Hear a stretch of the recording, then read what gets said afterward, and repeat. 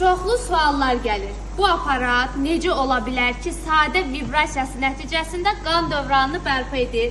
Düşünün ki, bu şüşə sizin damarlarınızdır və içindəki su isə sizin qanınızdır.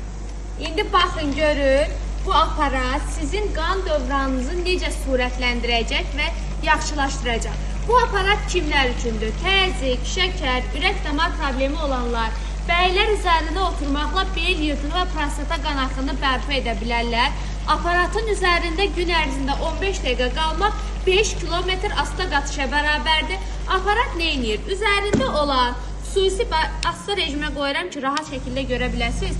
Bax, bu 100 sinir nöqtəsi ayaq altına təmas etdiyi halda bu gördüyünüz iki lampa vasitəsilə də qan dövranını sürətləndirmək kömək edəcək. İki rejimdə çalışır.